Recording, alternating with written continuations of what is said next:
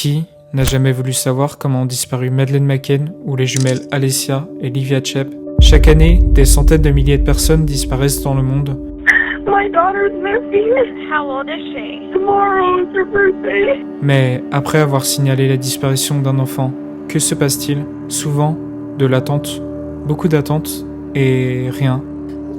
Des familles bouleversées sans aucune solution et sans possibilité de tourner la page. La police ne dispose pas de suffisamment de ressources pour retrouver tout le monde. I have a father that is missing since 1988 on Father's Day. Alors, des personnes comme Nathalie doivent rechercher elles-mêmes une personne disparue. Mais comment faire lorsque tu es seule avec des moyens limités? One night, my best friend called me and said, "Hey Natalie, did you heard about TraceLab? They look for a missing person. It's hackers." I said, "What?" So I wrote an email to Robert Sells. I said, "Can you help me?" And he said yes. Heureusement, maintenant il y a TraceLabs, un projet dans lequel des hackers s'affrontent pour retrouver des personnes disparues et enfin apporter des réponses à des familles qui en ont bien besoin. 8 millions d'enfants disparaissent chaque année dans le monde. C'est quelque chose de terrifiant. Dites-nous où est Émile. Par pitié, s'il est vivant, ne nous laissez pas vivre sans lui. Rendez-le nous. Encore plus pour Robert Sell, professionnel de la sécurité informatique, qui a décidé de lancer un projet TraceLabs pour aider la police à trouver des informations sur des personnes qui ont disparu. The type of people that we are looking for are missing persons. These are people that law enforcement have asked the public's assistance to find. Le principe est simple, s'appuyer sur les compétences des pirates informatiques du monde entier pour trouver des indices et ensuite les communiquer aux forces de l'ordre. Our community is ready to respond, literally in seconds. TraceLabs est donc là pour rassembler et unir la communauté des hackers pour une même cause. Non, le hacker n'est pas forcément ce pirate méchant que l'on présente parfois lors de reportages à la télévision. Hackers are people that think differently, that think outside of the box. Robert Sell a eu la merveilleuse idée d'organiser des compétitions que l'on appelle Capture the Flag, où les participants utilisent des techniques d'OSINT pour collecter des données qui pourraient aider à retrouver des personnes. Qu'est-ce que l'OSINT ? C'est simple. Le renseignement open source sont des informations que l'on trouve en ligne sur une personne. Ces informations de source publique et accessibles à tous peuvent provenir de n'importe où. Réseaux sociaux, forums, sites web, bases de données publiques et bien plus encore. Vous l'avez compris, TraceLabs existe donc pour trouver de petits détails sur l'activité en ligne d'une personne. Ces moindres détails qui, en s'additionnant, peuvent aider les enquêteurs à résoudre une enquête. Où travaille-t-elle ? Qui sont ses amis ? Quelle est la dernière photo d'elle sur Internet ?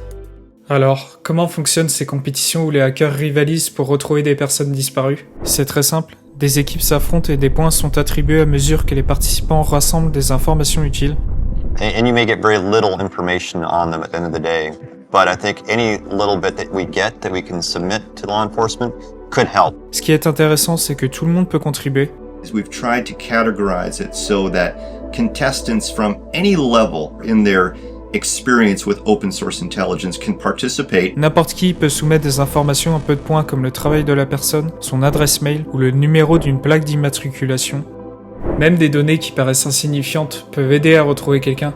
Des photos présentant des éléments distinctifs comme des piercings, des tatouages ou des blessures peuvent également constituer des indices précieux.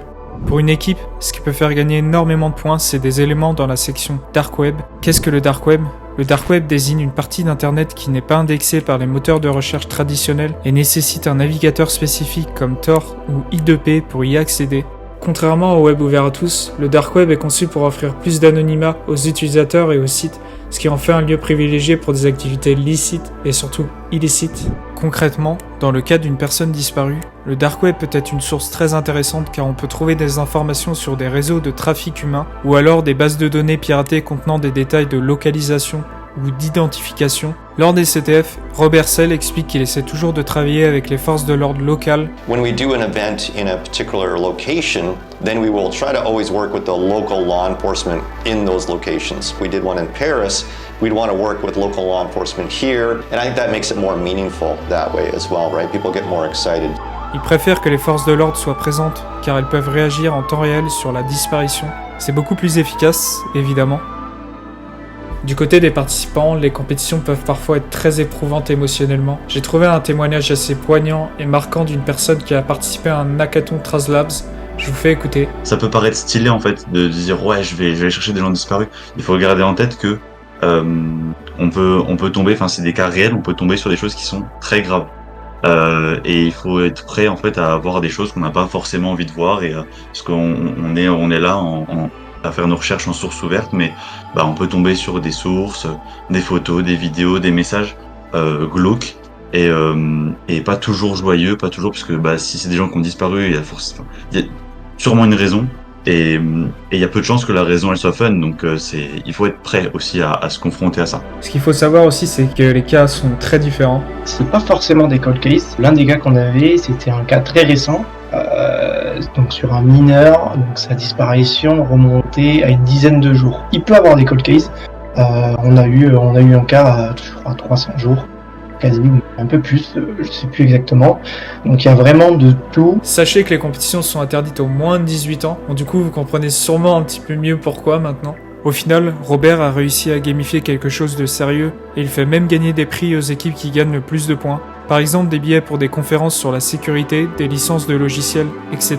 Absorbés par les énigmes, les gens aident en s'amusant. Pour eux c'est comme un jeu, c'est comme lorsque tu lances une partie de World of Warcraft, t'as juste envie d'aller au bout.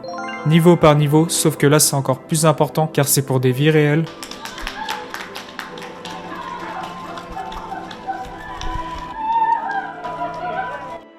Ok, c'est bien tout ça, mais est-ce qu'il y a vraiment des preuves que des gens se sont retrouvés grâce à TraceLabs? Je crois que vous avez vraiment envie de savoir. C'est difficile de connaître le nombre exact de personnes retrouvées, car TraceLabs ne publie pas les données pour respecter la confidentialité des informations transmises aux forces de l'ordre et la vie privée des familles. En cherchant bien sur internet, j'ai quand même trouvé des preuves que TraceLabs aide vraiment. Robert Sell a rapporté que plusieurs enquêtes effectuées lors des CTF ont effectivement permis de retrouver des personnes ou de rapprocher les familles des réponses. Je vais vous passer une vidéo où les forces de l'ordre étaient présentes à un hackathon TraceLabs et l'affaire s'est résolue en seulement quelques heures. Franchement, c'est incroyable cette histoire. So this one here, 35-year-old male, Toronto area, 2 years missing. That's quite a long time. It's not necessarily super cold, but 2 years is quite a while. So a friend of the subject posted a YouTube video, and the subject was in it. The video shows the person getting into the truck with the license plate. And in this case, I remember this one very clearly. We were side by side with law enforcement, and within an hour, they were able to send a police car, dispatch a police car to the address of the owner of the license plate and discover that the missing person was living at that residence. So, case was open for 2 years. Within 1 hour, we had the location. Il y a aussi une vidéo intéressante sur YouTube où une participante à un CTF TraceLabs raconte comment elle a retrouvé un enfant grâce à Lozint. Elle explique être allée sur un groupe Facebook de personnes disparues où elle a trouvé un commentaire d'un membre de la famille de l'enfant affirmant qu'il était en sécurité. Cela lui a permis de retrouver des photos et vidéos récentes du disparu qui était en compagnie de certains membres de sa famille. C'est un photographe appartenant à la famille de l'enfant qui avait pris tous ces clichés. Avec ces informations, elle a aussi cherché le photographe sur Instagram et elle a de nouveau trouvé des vidéos et photos récentes de l'enfant au parc et en vacances. Finalement, la personne n'était pas si dure à retrouver. Je vous mets la vidéo complète en description de la participante si vous voulez savoir plus dans le détail comment elle a retrouvé le disparu. C'est vraiment super intéressant.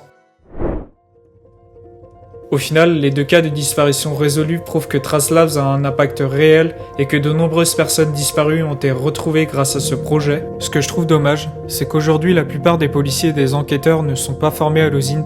Robert Sell le dit très bien d'ailleurs. A lot of law enforcement are not necessarily trained in open source intelligence, so there's a gap there as far as even how we're communicating. We had to build our reputation, build that level of trust with law enforcement. En formant un peu mieux les forces de l'ordre au sujet, on pourrait améliorer significativement les recherches et permettre de retrouver encore plus de personnes. Cela n'enlève en rien l'excellente initiative de Robert Sell d'avoir créé TraceLabs. Si vous souhaitez contribuer à cette mission, rendez-vous sur tracelabs.org. Merci à tous d'avoir suivi cette vidéo. Bye.